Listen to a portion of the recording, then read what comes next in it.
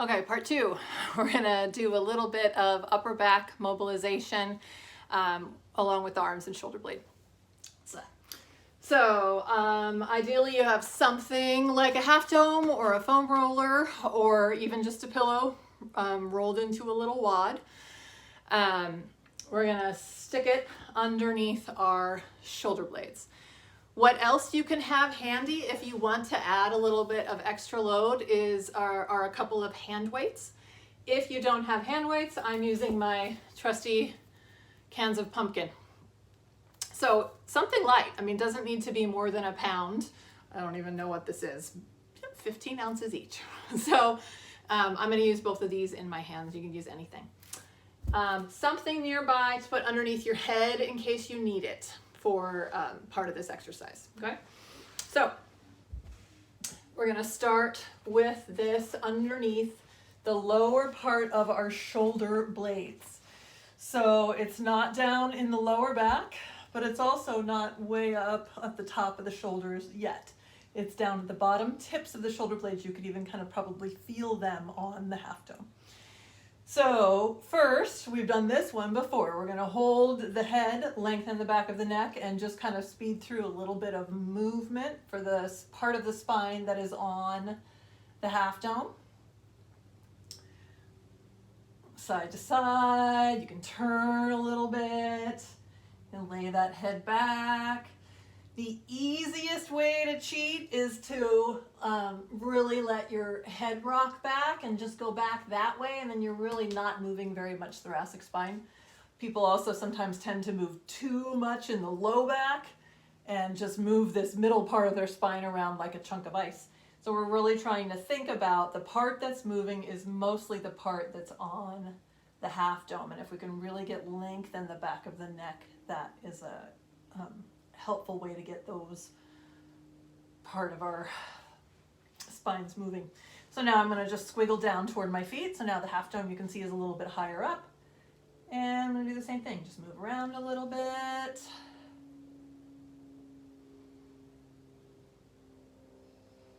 And then I'll squiggle down one more little bit. So I'm right at the top of the shoulders, but I'm not falling off it yet. Keep the back of the neck long. And same thing. Yeah, so we're just kind of speeding through a little bit of almost more like a massage or a little bit of extension for that upper spine. But the bigger move comes next. So you're going to squiggle back up till the half dome or whatever you're using is right there at the bottom tips of the shoulder blades again. Now, your ribs are going to come up at this point, but I want you to still keep the back of your neck long. So I want you to pull your chin down and pull the base of your skull up. Okay, so it'll feel like you have kind of a double chin feeling here. And you're going to keep that double chin feeling as you lay your head all the way back. Now, I was able to reach the ground and get my head all the way to the floor and still keep that double chin feeling and the length in the back of my neck, but a lot of us cannot do that.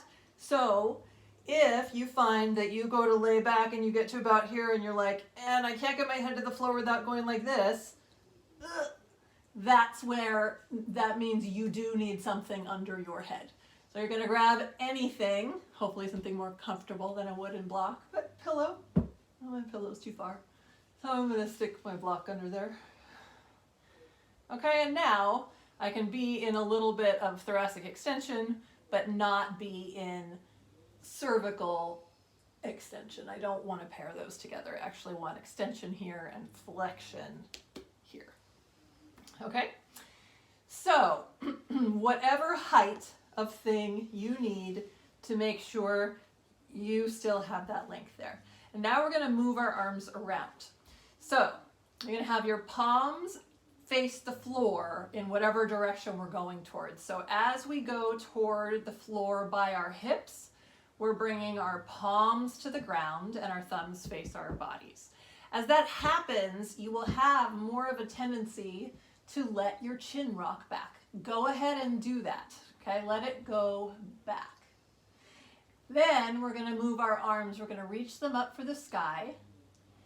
externally rotate them. So now as my hands reach toward the floor back behind my head, the palms are what's facing the floor. Now as that's happening, hopefully you're already feeling like your chin is kind of being tugged down toward your chest. If you're not feeling that, pull it down toward your chest a little. So you're really trying to lengthen the back of your neck as your arms go back to the floor. They may not make it back to the floor. A lot of people are going to be are doing the exercise up here and they're going to hit their wall, and that's fine. As long as wherever you find that you get your shoulders to, you are still pulling your chin down toward your chest and your head is on whatever prop you have chosen. Okay? So arms are going back, chin is coming down. Then the arms come back up. They turn so that the palms can reach for the floor. You'll probably feel that tugging your chin back a little bit. Arms up, spin them, reach toward the floor. Feel that tugging your chin toward your chest. And we're just going to go back and forth like that a couple times. Arms up, internally rotate the arms, palms to the floor, chin back. Arms up, spin the arms, palms toward the floor, chin down. So your head is going to be rolling back and rolling forward as you go through this. This one tends to be the easier one for most of us, because guess what? That's a pretty common position for us, right? Is this. Yeah.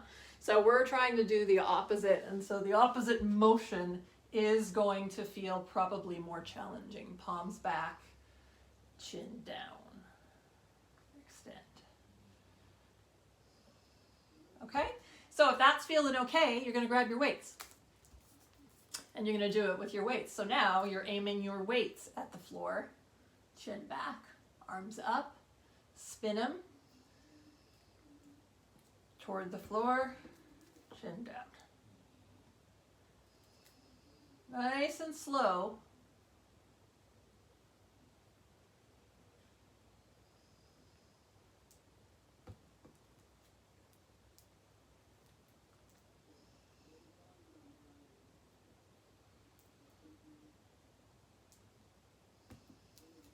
Okay, then we're going to squiggle down towards our feet a little bit. So I'm going to bring my head back into my hands, come up, scooch down toward my feet. So now my prop, my half dome, is a little bit higher, right smack in the middle of my shoulder blades. I'm going to probably, if I need a prop, I'm probably going to have to pull it down with me a little bit, right? Stick that head back on whatever you're using. Whatever it is, you should be able to keep the back of your neck long in the position when the arms go up overhead. So we've got the weights again. Weights toward the floor, chin rocks back, arms up, spin the arms. Weights toward the floor, chin rocks down.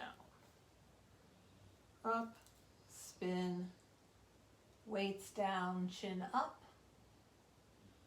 Up, rotate those arms, weights down, chin down, weights back, chin down. So you're basically, your hands and your chin are traveling in opposite directions, if that helps.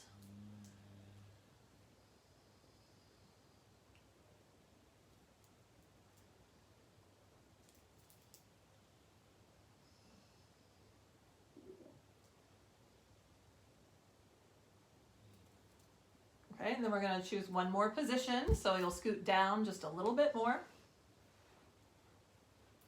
Now I've got the half dome right at the top of my shoulders, but again, I'm not sliding off of it yet. So, arms up, back, chin down. Up, rotate, weights down, chin reaches back.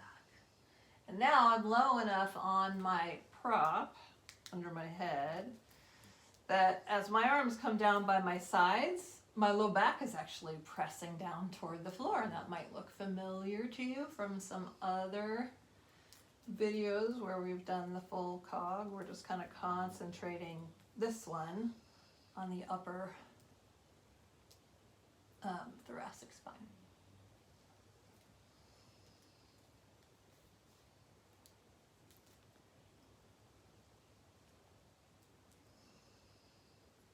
Okay, so we're going to bring that up to standing in the next video.